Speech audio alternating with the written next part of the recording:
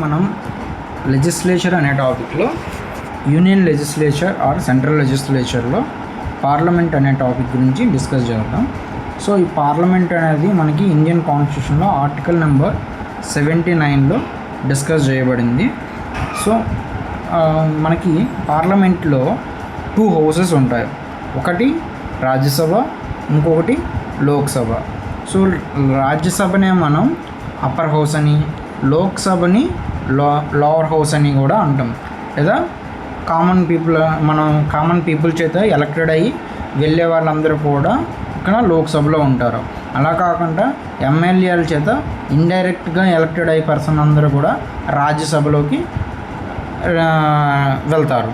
So ఇక్కడ లోక్సభని పీపుల్ని representation చేస్తుంది, రాజ్యసభని స్టేట్స్ని రిప్రజెంటేషన్ చేస్తుంది అని కూడా చెప్పుకోవచ్చు అనమాట. సో ఇప్పుడు మనం వన్ బై లోక్సభ గురించి, రాజ్యసభ గురించి డిస్కస్ చేద్దాం. సో ఫస్ట్ ఆర్టికల్ నెంబర్ 80లో రాజ్యసభ గురించి డిస్కస్ చేయబడింది అనమాట. సో ఒకసారి మనం ఈ విషయాలని చూస్తే, ఫస్ట్ మనం రాజ్యసభని స్టేట్స్కి రిప్రజెంటేషన్ చేసే బాడీగా చెప్పవచ్చు అనమాట. కానీ ఈ స్టేట్స్ రిప్రజెంటేషన్ అనేది అన్ని స్టేట్స్కి యూనిఫామ్గా ఉండదు. ఒక్కొక్క స్టేట్స్ నుంచి డిఫరెంట్ మెంబర్స్ వస్తారు. అంటే కొన్ని స్టేట్స్లో 10 మంది, కొన్ని స్టేట్స్లో 2, కొన్ని స్టేట్స్లో 4, ఇలా డిఫరెంట్ నెంబర్ ఉంటుంది. నాట్ యూనిఫామ్, అంటే అన్ని స్టేట్స్కి ఈక్వల్ రిప్రజెంటేషన్ కాదు. ఓకే. సో నెక్స్ట్ ఏంటంటే, ఇక్కడ అమెరికాలో అప్పర్ హౌస్లో ఏంటంటే సెనేట్ అంటాము. అక్కడ అన్ని స్టేట్స్ కూడా ఈక్వల్ రిప్రజెంటేషన్ ఉంటుంది. అది ఇండియన్ యొక్క అప్పర్ హౌస్కును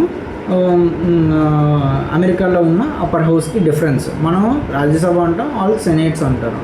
సో నెక్స్ట్ వచ్చేసి కంపోజిషన్. రాజ్యసభ యొక్క కంపోజిషన్ ఎలా ఉంటుంది అంటే, ఎంతమంది ఉంటారు అంటే, మొత్తం రాజ్యసభలో 250 మెంబర్స్గా చెప్పుకుంటే అందులో 238 మెంబర్స్ ఇండైరెక్ట్లీ ఎలక్టెడ్ మెంబర్స్ ఉంటారు, 12 మెంబర్స్ నామినేటెడ్ మెంబర్స్ ఉంటారు. సో 238 + 12 ఓవరాల్గా 250 మెంబర్స్ ఉంటారు. సో ఈ ఇండైరెక్ట్గా ఎలక్ట్ అయిన 238 మెంబర్స్ అన్ని స్టేట్స్ నుంచి కలిపి 225 మెంబర్స్గా వస్తారు. మన 8 యూనియన్ టెరిటరీస్ నుంచి 8 మంది వస్తారు అని చెప్పుకోవచ్చు అనమాట. ఇక్కడ ఈ స్టేట్స్ నుంచి ఎలా వస్తారంటే, పాపులేషన్ని బేస్ చేసుకొని వస్తుంది అనమాట. సో ఎక్కువ మంది పాపులేషన్ ఉండే స్టేట్లో ఎక్కువ మంది ఎంపీలు వస్తారు, తక్కువ మంది ఉండే స్టేట్స్లో తక్కువ మంది ఎంపీలు వస్తారు. ఎక్కడికి? రాజ్యసభకి. ఈ 225 మెంబర్స్ కలిపి 28 స్టేట్స్ నుంచి రావచ్చు అనమాట.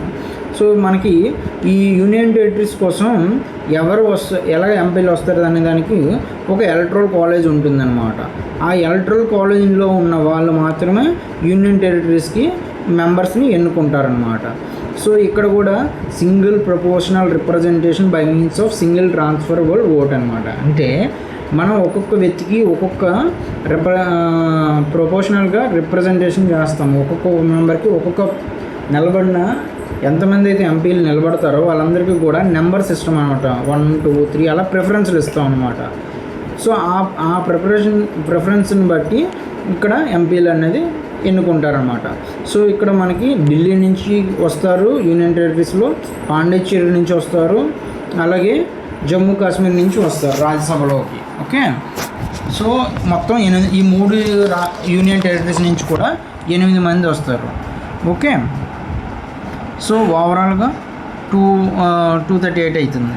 సో ఇక్కడ 4th షెడ్యూల్లో మనకి మెంబర్స్ ఉంటారు. ఇవన్నీ కూడా అంటే ఏ స్టేట్స్ నుంచి ఎంతమంది రావాలి, యూనియన్ టెరిటరీస్ నుంచి ఎంతమంది వస్తున్నారు, ఈ రిప్రజెంటేషన్ అంతా కూడా మనకి 4th షెడ్యూల్లో డిస్కస్ చేయబడుతుంది అనమాట. సో ఓవరాల్గా ఇక్కడ నామినేటెడ్ మెంబర్స్ 12 మెంబర్స్ అని చెప్పాం కదా. ఈ 12 మెంబర్స్ లిటరేచర్ ఫీల్డ్ నుంచి, ఆర్ట్స్ నుంచి, సైన్స్ నుంచి, సోషల్ సర్వీస్, ఈ 4 ఫీల్డ్స్ నుంచి కూడా మెంబర్స్ని నామినేట్ చేయొచ్చు అనమాట. అంటే లిటరేచర్ అంటే ఎడ్యుకేషన్ కోసం చాలా కృషి చేసిన వాళ్ళని నామినేట్ చేయడం, లేదా ఆర్ట్స్ అంటే ఇది మూవీ లేదా ఫిల్మ్ ఇండస్ట్రీ లేదా డ్యాన్స్ ఇలాంటి వాటి కోసం అనమాట. సైన్స్ అంటే మనకి మేజర్లీ మెడిసిన్ బ్యాక్గ్రౌండ్ కానీ టెక్నికల్ నాలెడ్జ్ గురించి కానీ అయ్యి ఉండొచ్చు. సోషల్ సర్వీస్ అంటే ఫిలాంథ్రఫిస్టులు అనమాట. సో ఈ 4 బ్యాక్గ్రౌండ్స్ నుంచి వచ్చిన వాళ్ళని 12 మందిని నామినేట్ చేస్తారు. సో ఓవరాల్గా ఇది రాజ్యసభ యొక్క రిప్రజెంటేషన్ అనమాట. ఓకే,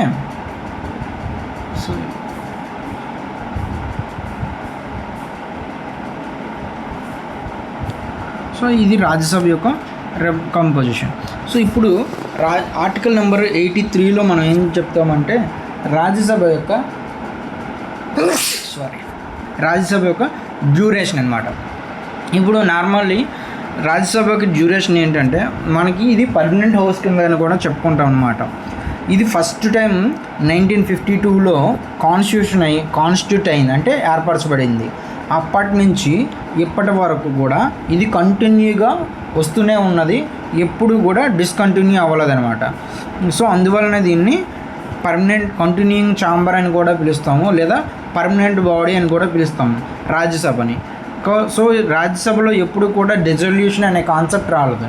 మనం డిజల్యూషన్ అనే కాన్సెప్ట్ ఎప్పుడు వస్తుందంటే లోక్సభలో గవర్నమెంట్కి మెజారిటీ లేనప్పుడు అప్పుడు మనం ఆ గవర్నమెంట్ని రిమూవ్ చేయడం కోసం ఆ లోక్సభని డిజాల్వ్ చేస్తాం అనమాట.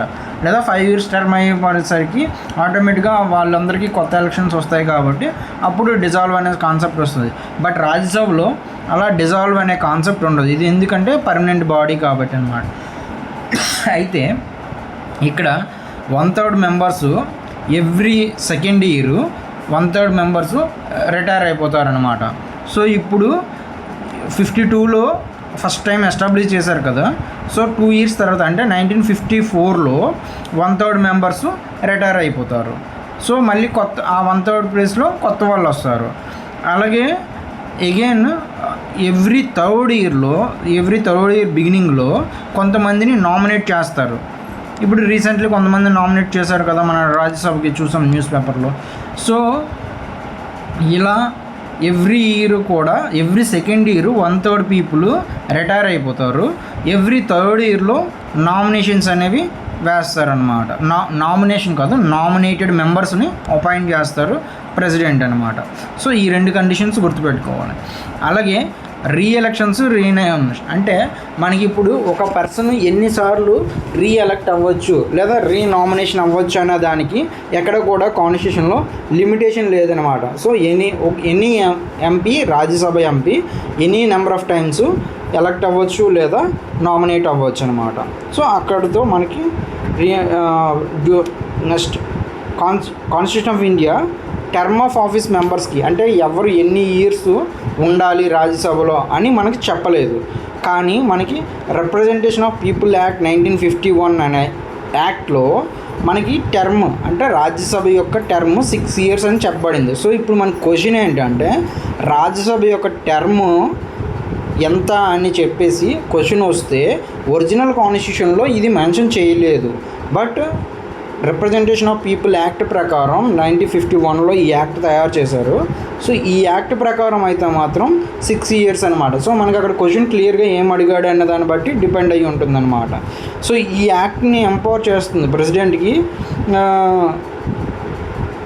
సో ఈ యాక్ట్ని బట్టి ప్రెసిడెంట్కి ఒక పవర్ కూడా ఇచ్చారు. ఫస్ట్ టైం మెంబర్స్ ఎవరైతే ఉంటారో వాళ్ళని చూజ్ చేసుకోవడానికి వాళ్ళ టైం పీరియడ్ని ప్రెసిడెంట్కి పవర్ ఇచ్చిందనమాట. అంటే ఇప్పుడు నార్మల్లీ 6 years అని చెప్పుకున్నాం కదా, మరి 1952లో అపాయింట్ అయిన వాళ్ళందరూ కూడా 6 years కంటిన్యూ అయ్యి ఉండాలి కదా. కానీ మనం 2 years తర్వాత 1/3 మెంబర్లు రిటైర్ అయిపోవాలని చెప్పాం కదా. సో ఆ రిటైర్ అయిపోయిన పర్సన్స్ ఎవరు అవుతారు, ఎలా అవుతారు అనేది ఆ పవరు డిసైడ్ చేసేది ప్రెసిడెంట్కి ఇచ్చారనమాట ఈ యాక్ట్లోన. సో ఇప్పుడు మీకు అర్థమై ఉంటుంది ఈ మీనింగ్. నెక్స్ట్ ఇంకోటి ఏంటంటే ఈ యాక్ట్ ప్రెసిడెంట్కి ఇంకొకటి కూడా ఇచ్చిందనమాట, ఇంకో పవర్ కూడా ఇచ్చింది. ఏంటంటే retirement of the order of retirement to the members of Rajya Sabha. అంటే రాజ్యసభ మెంబర్సు ఎవరెవరు ఏ రోజున రిటైర్ అవ్వాలని ఒక ఆర్డర్ని తయారు చేసే ప్రొవిజన్ కూడా ప్రెసిడెంటే తయారు చేస్తారనమాట బేస్డ్ ఆన్ దిస్ యాక్ట్. అంటే ఇప్పుడు ఈ ఫస్ట్ 2 yearsలో 1/3 పీపుల్, నెక్స్ట్ 2 years వచ్చేసరికి ఇంకో 1/3 పీపుల్, సో నెక్స్ట్ 2 yearsలో ఇంకో 1/3 పీపుల్. అంటే ఓవరాల్గా 6 years అయ్యేసరికి మొత్తం ఒక హౌస్ కంప్లీట్ అయిపోతుంది. మళ్ళీ కొత్తగా వచ్చిన వాళ్ళు మళ్ళీ 1/3 years అనేది అదే నెక్స్ట్ 2 yearsలో 1/3 పీపుల్ అనేది రిటైర్ అవుతారు. సో ఈ ఆర్డర్ అనేది ఈ ప్రెసిడెంటే తయారు చేయిస్తారనమాట. సో ఇది రాజ్యసభ యొక్క డ్యూరేషను, టర్మ్ గురించి. నార్మల్లీ రాజ్యసభ అనేది డ్యూరేషన్ లేదు, అంటే కంటిన్యూయింగ్ ఛాంబర్ అనమాట. నార్మల్లీ లోక్సభకు డ్యూరేషన్ 5 years, కానీ ఇక్కడ రాజ్యసభకి అలాంటి డ్యూరేషన్ ఏం లేదు. ఇది కంటిన్యూస్గా ఉండే ఛాంబర్ అనమాట, హౌస్. ఓకే, అలాగే రాజ్యసభ మెంబర్స్కి టర్మ్ అనేది కాన్స్టిట్యూషన్ ఆఫ్ ఇండియాలో ఇవ్వలేదు, కానీ మన ఆర్పిఏ యాక్ట్ 1951లో మెన్షన్ చేశారు 6 years అని. సో ఇది రాజ్యసభ యొక్క డ్యూరేషన్ గురించి.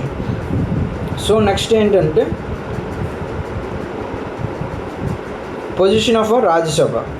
సో ఇప్పుడు రాజ్యసభకి లోక్సభకి కంపేర్ చేస్తే ఎలాంటి సిచ్యువేషన్స్ ఉన్నాయి అంటే రాజ్యసభకి ఎలాంటి పవర్స్ ఉన్నాయి, లోక్సభకి ఎలాంటి పవర్స్ ఉన్నాయి.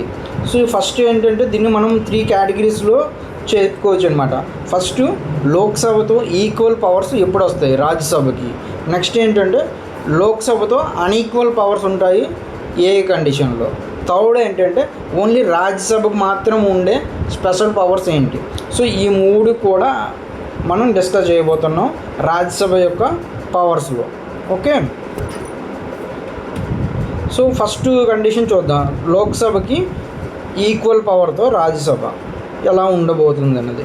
సో ఫస్ట్, ఆర్డినరీ బిల్స్ విషయంలో మనకి లోక్సభకి రాజ్యసభకి ఈక్వల్ పవర్ ఉంటుంది. అంటే ఇప్పుడు మనం ఒక బిల్లును ప్రవేశపెట్టాం, అది ఆర్డినరీ బిల్ అయితే మనకి బిల్స్లో టైప్స్ ఉంటాయి, అది నెక్స్ట్ వచ్చే ప్రొసీడింగ్స్ అనే టాపిక్స్లో డిస్కస్ చేద్దాం. సో ప్రజెంట్ బిల్స్ అంటే ఏంటంటే గవర్నమెంట్ ఏదైనా ఒక యాక్ట్ని తయారు చేయాలనుకుంటే, ఒక యాక్ట్ని ఇంప్లిమెంట్ చేయాలనుకుంటే ఫస్ట్ దాన్ని ఒక డ్రాఫ్ట్ బిల్లు రూపంలో ఇచ్చేసి అది 2 హౌస్లో ప్రవేశపెట్టి డిస్కషన్స్ చేసి 2 హౌస్లో అప్రూవ్ చేసిన తర్వాత ప్రెసిడెంట్కి సైన్ చేయించుకుంటే అప్పుడు సైన్ చేసిన తర్వాత అది యాక్ట్ కింద మారుతుంది. ఇంప్లిమెంటేషన్ డేట్ ప్రెసిడెంట్ అనౌన్స్ చేస్తారు. సో ఇది బిల్స్ అంటే ఇలా జరుగుతుంది. సో ఈ బిల్స్లో మనకి ఆర్డినరీ బిల్స్ విషయంలోన, కాన్స్టిట్యూషనల్ అమెండ్మెంట్ బిల్స్లోన, అలాగే ఫైనాన్షియల్ బిల్స్లో చాలా టైప్స్ ఉంటాయి. అందులో ఏదైతే కన్సాలిడేట్ ఫండ్ ఆఫ్ ఇండియాతో అమౌంట్తో లింక్ అయి ఉంటుందో అలాంటి బిల్స్ తోటను, తర్వాత వీటిలన్నిటిలో కూడా లోక్సభతో ఈక్వల్ పవర్ ఉంటుంది. అంటే ఇక్కడ ఒకవేళ లోక్సభ పాస్ చేసిన బిల్ని రాజ్యసభ రిజెక్ట్ చేసినట్లయితే ఆ బిల్లు లోక్సభ మళ్ళీ మోడిఫికేషన్ చేసుకొని పెట్టి అప్రూవ్ చేయించుకోవాలి తప్ప అది మళ్ళీ వేరే విధంగా పాస్ అయ్యే ఛాన్స్ లేదనమాట. ఎందుకంటే ఇక్కడ రాజ్యసభకి అది అగ్రీ అవ్వలేదు కాబట్టి. ఓకే, ఈ 3 బిల్స్లో కాన్స్టిట్యూషనల్ అమెండ్మెంట్ బిల్స్ అంటే ఏంటంటే ఇప్పుడు మన కాన్స్టిట్యూషన్లో మనం చాలా పార్ట్స్ చెప్పుకున్నాం. ఆ పార్ట్స్ చాలా టైమ్స్ మనకి ఇప్పుడు ఆల్మోస్ట్ 105 టైమ్స్ అమెండ్మెంట్స్ జరిగాయి. ఆ అమెండ్మెంట్స్ ప్రతి ఒక్కటి కూడా మనకి ఆర్టికల్ 368లో ప్రాసెస్ ఇవ్వబడింది. కాన్స్టిట్యూషన్ని ఎలా అమెండ్మెంట్ చేయొచ్చు అని చెప్పేసి, సింపుల్ మెజారిటీతోట, స్పెషల్ మెజారిటీతోట అని చెప్పేసి. సో అలాంటి బిల్స్ ఏవైనా సరే కూడా లోక్సభకి రాజ్యసభకి కూడా ఈక్వల్ పవర్స్ ఉంటాయి. ఓకే, అలాగే ఇప్పుడు కన్సాలిడేట్ ఫండ్ ఆఫ్ ఇండియాలో నుంచి కొంత అమౌంట్ని తీయాల్సి ఉంటుంది. ఆ తీసిన అమౌంట్ని ఖర్చు పెట్టాలంటే పార్లమెంట్లో బిల్లు ప్రవేశపెట్టి అప్రూవల్ చేయించుకోవాలి. సో దాన్ని మనం ఫైనాన్షియల్ బిల్స్ అంటాం. ఆ ఫైనాన్షియల్ బిల్స్ కూడా ఈ కన్సాలిడేట్ ఫండ్ ఆఫ్ ఇండియా నుంచి తీసే బిల్స్లో కూడా ఇక్కడ రాజ్యసభకి ఈక్వల్ పవర్ అనేది ఉంటుందన్నమాట. అలాగే ప్రెసిడెంట్ యొక్క ఎలక్షన్ టైంలో కూడా లోక్సభ ఎంపీకి ఏదైతే పవర్స్ ఉంటాయో రాజ్యసభ ఎంపీకి కూడా అవే పవర్స్ ఉంటాయి. అలాగే ప్రెసిడెంట్ని ఇంపీచ్మెంట్ చేసేటప్పుడు కూడా లోక్సభలో ఉండే ఎంపీకి ఏవైతే పవర్స్ ఉంటాయో, ఓటింగ్కి ఎంతైతే కెపాసిటీ ఉంటుందో ఇక్కడ రాజ్యసభలో ఉండే ఎంపీకి కూడా అదే వాల్యూ ఉంటుంది ఓటింగ్. అలాగే వైస్ ప్రెసిడెంట్ యొక్క ఎలక్షన్కి, రిమూవల్కి ఇద్దరికి కూడా సేమ్ పవర్ ఉంటుంది. అలాగే మనకి రికమెండేషన్ ఆర్ రిమూవల్ ఆఫ్, అంటే ఇప్పుడు chief justice of India recommendation చేయాలనుకున్నా, ఓకే, జడ్జ్ ఆఫ్ సుప్రీం కోర్ట్స్ని రిమూవ్ చేయాలనుకున్నా, లేదా కొత్త వాళ్ళని రిమూవ్ చేయడానికి కానీ, లేదా హైకోర్టు జడ్జెస్ని రిమూవ్ చేయాలనుకున్నా కానీ, చీఫ్ ఎలక్షన్ కమిషనర్ని రిమూవ్ చేయాలనుకున్నా కానీ, okay, state election commissioner remove చేయాలనుకున్నా కానీ, క్యాగ్ని రిమూవ్ చేయాలనుకున్నా కానీ, వీళ్ళల్లో ఎవరిని రిమూవ్ చేయాలనుకున్నా సరే లోక్సభకి ఎంతైతే ఇంపార్టెన్స్ ఉంటుందో రాజ్యసభకు కూడా అంతే ఇంపార్టెంట్ ఉంటుంది. అంటే నువ్వు రిమూవల్ ప్రాసెస్ని లోక్సభలోనైనా ఇంట్రొడ్యూస్ చేయొచ్చు, రాజ్యసభలోనైనా ఇంట్రొడ్యూస్ చేయొచ్చు. సో ఇవి రిమూవల్ ప్రాసెస్లో లోక్సభ కూడా రాజ్యసభ కూడా లోక్సభతో ఈక్వల్ పవర్ని కలిగి ఉంటుంది వీళ్ళని రిమూవ్ చేయాలంటే. ఓకే, నెక్స్ట్, ఒకవేళ మనం ఏదైనా మనకు పార్లమెంట్ సెషన్ లేనప్పుడు ఏదైనా అర్జెన్సీ వచ్చి ప్రెసిడెంట్ ఏదైనా ఒక ఆర్డినెన్స్ని ఇష్యూ చేశారనుకో, ఆ ఆర్డినెన్స్ని అప్రూవ్ చేయడానికి కూడా లోక్సభ అండ్ రాజ్యసభకి ఈక్వల్ పవర్స్ ఉంటాయి. ఓకే, అలాగే ఆర్డినెన్స్ అంటే ఆల్రెడీ మనం డిస్కస్ చేసాం. అంటే మనకి బోత్ లోక్సభ అండ్ రాజ్యసభ సెషన్లో లేకపోయినా లేదు ఒకటి ఉన్నా మనకి ఆ టైంలో బిల్స్ని పాస్ చేసి ప్రెసిడెంట్ సిగ్నేచర్ తీసుకోవడం అవ్వదు. కాబట్టి మనం అప్పుడు ఏం చేస్తాము, ప్రెసిడెంట్ ఒక ఆర్డినెన్స్ ఇష్యూ చేస్తారు ఆ బిల్ పైన. తర్వాత సెషన్ స్టార్ట్ అయినప్పుడు వితిన్ 6 వీక్స్లోగా దాన్ని పార్లమెంట్లో అప్రూవ్ చేయించుకుంటే ఆ ఆర్డినెన్స్ కంటిన్యూటీలో ఉంటుంది, లేకపోతే అది ఎండ్ అయిపోతుంది అని చెప్పుకున్నాం. సో ఇలా అది మన పార్లమెంట్ అప్రూవల్ అన్నాం కదా. సో అప్రూవల్ అన్నప్పుడు పార్లమెంట్లో లోక్సభ రాజ్యసభ రెండూ ఉంటాయి. సో రెండు ఈక్వల్ పవర్నే ఉంటాయి. సో ఎవరు రిజెక్ట్ చేసినా అది అక్కడితో ఎండ్ అయిపోయినట్లే. అంటే లోక్సభ రిజెక్ట్ చేసినా ఎండ్ అయిపోయినట్లే, రాజ్యసభ రిజెక్ట్ చేసినా ఎండ్ అయిపోయినట్లే. సో ఇది ఇక్కడితో ఆర్డినెన్స్ గురించి. అంటే ఆర్డినెన్స్ కూడా లోక్సభ రాజ్యసభ ఈక్వల్ పవర్ని కలిగి ఉంటాయి. నెక్స్ట్, మనకి ఎమర్జెన్సీ అనే టాపిక్ ఉంది. అంటే ఇప్పుడు మనకి ఆర్టికల్ 352 కింద నేషనల్ ఎమర్జెన్సీ, 356 కింద ప్రెసిడెన్షియల్ ఎమర్జెన్సీ, 360 కింద ఫైనాన్షియల్ ఎమర్జెన్సీ ఉన్నాయి. సో ఇలాంటి ఎమర్జెన్సీలు ఏ ఎమర్జెన్సీని ఇష్యూ చేసినప్పటికీ ప్రెసిడెంట్ ఇష్యూ చేసేస్తారు. అప్పుడు ఇష్యూ చేసేటప్పుడు పార్లమెంట్ అప్రూవల్ అవసరం లేదు. కానీ ఇష్యూ చేసిన తర్వాత అది సస్టైనెన్స్లో అంటే కంటిన్యూటీలో ఉండడానికి పార్లమెంట్ అప్రూవల్ ఖచ్చితంగా కావాలి. సో అలా కావాల్సినప్పుడు ఆ పార్లమెంట్ అప్రూవల్ అంటే ఇక్కడ లోక్సభ అప్రూవ్ చేయాలి, రాజ్యసభ అప్రూవ్ చేయాలి. ఇద్దరు అప్రూవ్ చేస్తేనే ఆ ఎమర్జెన్సీ అనేది కంటిన్యూటీలో ఉంటుంది, లేదంటే ఎమర్జెన్సీ అనేది తొలగించబడుతుంది. సో ఇక్కడ ఇదొకటి ఈక్వల్ పవర్ ఉండేది రాజ్యసభ అండ్ లోక్సభ. తర్వాత ఇప్పుడు మనకి మినిస్టర్స్ ఉన్నారు. అంటే ప్రైమ్ మినిస్టర్ అవ్వచ్చు, మిగతా యూనియన్ మినిస్టర్స్ అంటాం. వాళ్ళందరూ కూడా ఇది లోక్సభ నుంచి అవ్వచ్చు, రాజ్యసభ నుంచి అవ్వచ్చు. అంటే ఇక్కడ కొంతమంది అంటే చాలా వరకు ఏమనుకుంటారంటే మినిస్టర్లు అందరూ లోక్సభ నుంచే వస్తారు అనుకుంటారు, కానీ అది తప్పు. ఓకే, రాజ్యసభ నుంచైనా మినిస్టర్స్ ఉండొచ్చు, లోక్సభ నుంచైనా ఉండొచ్చు. మా ఎగ్జాంపుల్ మనకి జయశంకర్ ఎక్స్టర్నల్ మినిస్టర్, ఆయన రాజ్యసభలో ఉంటారు. అలాగే నిర్మలా సీతారామన్ మనకి రాజ్యసభ నుంచే ఉంటారు. సో వీళ్ళిద్దరూ పాపులర్ మినిస్టర్స్ రాజ్యసభ నుంచి వచ్చారు.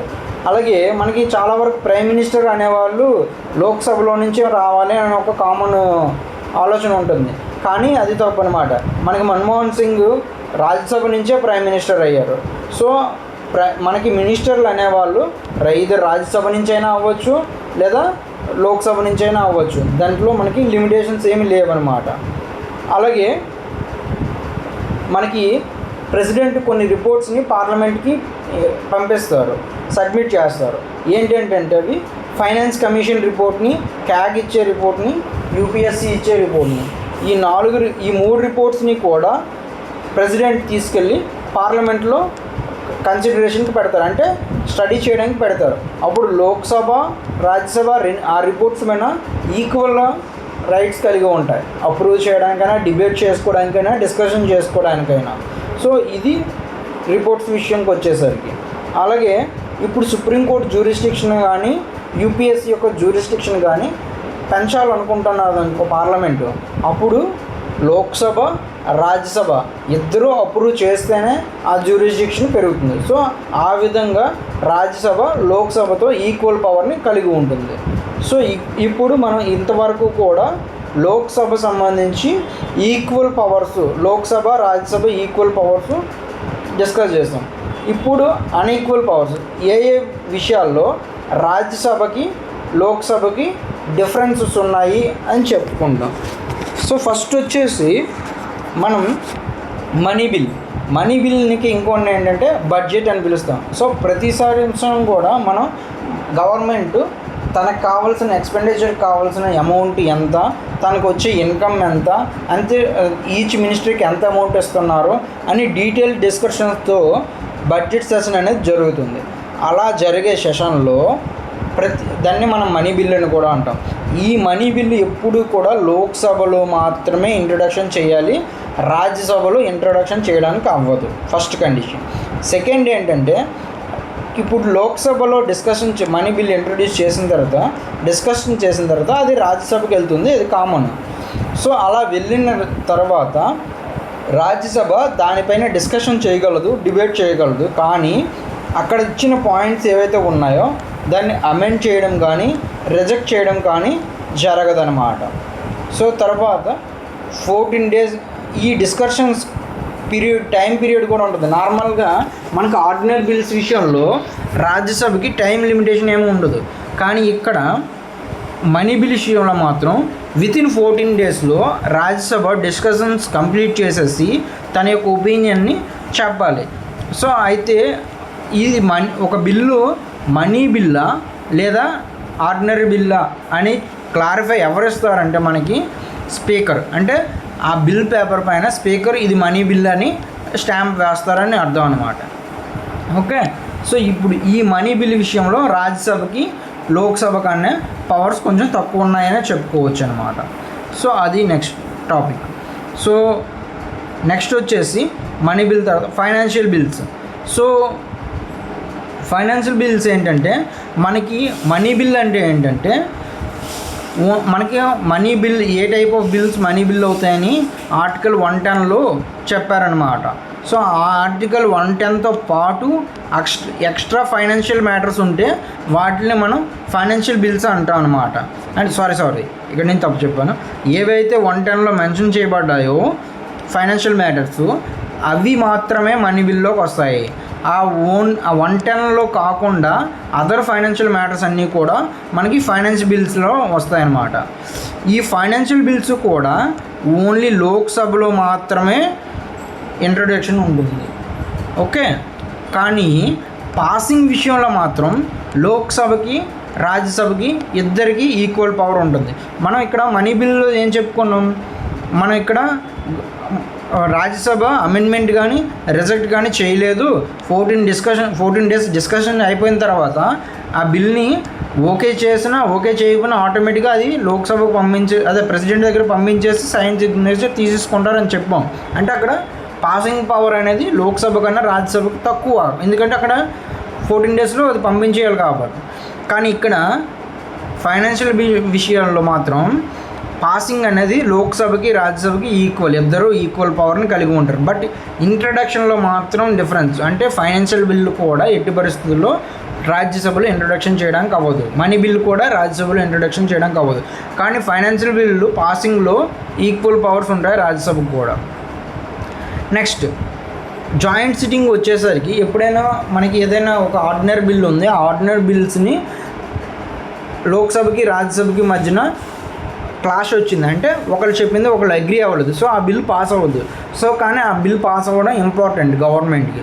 సో అప్పుడు గవర్నమెంట్ ఏం చెప్తుంది, ప్రెసిడెంట్కి చెప్పేసి జాయింట్ సిట్టింగ్కి పర్మిషన్ తీసుకుంటారు. సో ప్రెసిడెంట్ జాయింట్ సిట్టింగ్ని అనౌన్స్ చేస్తారు. అప్పుడు ఏమవుతుంది, జాయింట్ సిట్టింగ్ అంటే ఏంటి, లోక్సభలో ఉన్న 550 మెంబర్స్, ఇక్కడ ఉన్న 250 మెంబర్స్, వీళ్ళిద్దరూ కలిపేసి వచ్చి కూర్చుంటారు ఒకే హౌస్లో. అంటే ఓవరాల్గా 800 పీపుల్ కూర్చుంటారు. ఇందులో సింపుల్ మెజారిటీ అంటే 800/2+1 అంటే ఆల్మోస్ట్ 401 పీపుల్ ఎవరికైతే ఓటింగ్ వేస్తారో ఆ బిల్ పాస్ అయిపోయినట్లే అక్కడతోటి. సో ఆ విధంగా లోక్సభకు ఆల్రెడీ 550 మెంబర్స్ మెజారిటీ ఉంది. సో ఇక్కడ రాజ్యసభకి వాయిస్ తక్కువ ఉంటుంది జాయింట్ సిట్టింగ్లో. సో ఇక్కడ ఇంకొక విషయం గుర్తుపెట్టుకోవాలి ఏంటంటే, ఇక్కడ ప్రిసైడింగ్ ఆఫీసర్ స్పీకర్ మాత్రమే ఉంటారు. స్పీకర్ లేకపోతే డిప్యూటీ స్పీకర్ ఉంటారు, డిప్యూటీ స్పీకర్ లేకపోతే డిప్యూటీ చైర్మన్ ఉంటారు. అంతేకాని వైస్ ప్రెసిడెంట్ ఎట్టి పరిస్థితుల్లో కూర్చోరు ఈ జాయింట్ సిట్టింగ్స్లో. సో అది క్లారిటీ మెన్షన్ చేయాలి. నెక్స్ట్ మనం బడ్జెట్. సో మనం మనీ బిల్ అన్నా బడ్జెట్ అన్నా సేమ్ అని చెప్పుకున్నాం కదా. సో ఇది కాస్త ఇక్కడ నువ్వు యాడ్ చేసుకున్నా నో ప్రాబ్లం. సో బడ్జెట్లో కూడా రాజ్యసభ ఓన్లీ డిస్కస్ చేయగలదు, డిమాండ్ గ్రాంట్స్ గురించి అడగలేదు. అంటే మాకు ఇంత కావాలి అని చెప్పేసి లోక్సభలో అడుగుతారు కదా ప్రతి మినిస్టర్ కూడా, దానిపైన ఓటింగ్ జరుగుతుంది. ఆ ఓటింగ్ దాన్నే మనం demands for vote for demands on grants అంటాం అన్నమాట.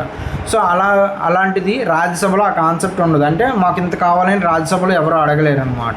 సో లోక్సభలో మాత్రం అడుగుతారు. నెక్స్ట్ ఎమర్జెన్సీ వచ్చేసరికి మనకి ఇప్పుడు ఏం చెప్పాము ఇందాక, ఎమర్జెన్సీస్లో 352, 356, 360 ఇవి డిస్కస్ చేసినప్పుడు 352, 356, 360 ఈ 3 ఎమర్జెన్సీల్లో కూడా ఇవి ఇంట్రడక్షన్ చేసిన తర్వాత అవి కంటిన్యూషన్లో ఉండాలంటే అప్రూవల్ చేయాలి. ఆ అప్రూవల్ విషయంలో మనకి ఇద్దరికి ఈక్వల్ పవర్ ఉంటుంది అని చెప్పాము. అలాగే ఇప్పుడు రెజల్యూషన్ కంటిన్యూషన్లో ఉన్న ఇప్పుడు ఇంప్లిమెంట్ ఒక ఎమర్జెన్సీ ఇష్యూ చేశారు ప్రెసిడెంట్. ఇష్యూ చేసిన తర్వాత బోత్ లోక్సభ రాజ్యసభ రెండు కూడా అప్రూవ్ చేశారు. సో 1 year అయిపోతుంది. సో ఇప్పుడు ఎమర్జెన్సీ ఇంకా నెసెసిటీ లేదు అని అనుకున్నారనుకో, ఇప్పుడు ఓన్లీ లోక్సభ మాత్రం డిస్కంటిన్యూషన్కి ఒక రెజల్యూషన్ పాస్ చేస్తే దట్స్ ఎనఫ్ అనమాట. రాజ్యసభ మళ్ళీ అగైన్ చేయాల్సిన దాన్ని అప్రూవ్, అంటే రాజ్యసభకి ఎలాంటి రోల్ ఉండదన్నమాట డిస్కంటిన్యూ విషయంలో ఎమర్జెన్సీస్. అలాగే ఇంకా మనం కౌన్సిల్ ఆఫ్ మినిస్టర్స్ అనే కాన్సెప్ట్ చెప్పుకున్నాం. సో ఈ కౌన్సిల్ ఆఫ్ మినిస్టర్స్ కాన్సెప్ట్లో ఏం చెప్పుకున్నాం, వీళ్ళందరూ కూడా కలెక్టివ్గా లోక్సభకు మాత్రమే రెస్పాన్సిబుల్గా ఉంటారు అని చెప్పుకున్నాం కదా. సో ఇక్కడ కూడా రాజ్యసభకి కౌన్సిల్ ఆఫ్ మినిస్టర్ రెస్పాన్సిబిలిటీ అనేది ఉండదు. సో ఇక్కడ ఈ విధంగా అన్ఈక్వల్గా ఉంటుంది, ఈ విధంగా అన్ఈక్వల్ పవర్ని కలిగి ఉంటుంది రాజ్యసభ విత్ లోక్సభ. ఓకే, ఇవి ఇప్పుడు వరకు మనం డిస్కస్ చేసిన అన్ఈక్వల్ పవర్స్. ఎక్కడెక్కడ మనీ బిల్స్ విషయంలో, ఫైనాన్స్ బిల్ విషయంలో, జాయింట్ సిట్టింగ్ విషయంలో, ఎమర్జెన్సీ విషయంలో and collective responsibility of council of ministers. ఈ విషయాల్లో మాత్రం అన్ఈక్వల్గా ఉంటుంది విత్ లోక్సభ రాజ్యసభ అనేది.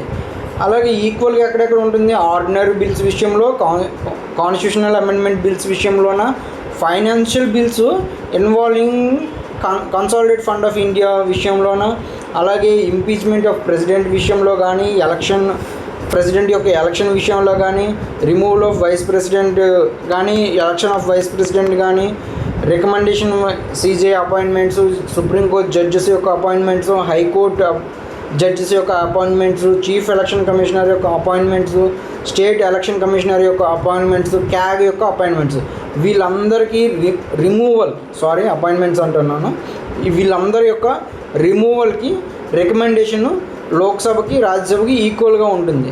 అలాగే ఆర్డినెన్స్, ప్రెసిడెంట్ ఇష్యూ చేసే ఆర్డినెన్స్ని అప్రూవ్ చేయడంలో కూడా లోక్సభకి రాజ్యసభకి ఈక్వల్ పవర్ ఉంటుంది. అలాగే ఎమర్జెన్సీని, ఈ ప్రొక్లమేషన్ అయిన ఎమర్జెన్సీని అప్రూవ్ చేయడానికి కూడా ఇద్దరికి ఈక్వల్ పవర్ ఉంటుంది లోక్సభకి రాజ్యసభకి. అలాగే మినిస్టర్స్ అనేవారు రాజ్యసభ నుంచి లోక్సభ నుంచి రెండు వైపులా రావచ్చు, రెండు హౌసుల నుంచి రావచ్చు. అలాగే ఫైనాన్స్ కమిషను, క్యాగ్, యూపీఎస్సీ వీళ్ళు ఇచ్చిన రిపోర్ట్స్ని ప్రెసిడెంట్ సబ్మిట్ చేసినప్పుడు వాటిపైన డిస్కస్ చేసుకునే రైట్స్ లోక్సభ రాజ్యసభ ఇద్దరికి ఈక్వల్గానే ఉంటాయి.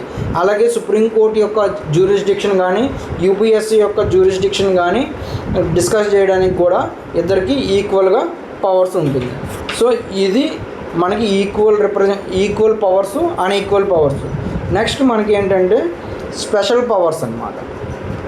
మనకి రాజ్యసభకి కొన్ని స్పెషల్ పవర్స్ ఉన్నాయి కంపేర్ టు లోక్సభ అన్నమాట. ఫస్ట్ది ఏంటంటే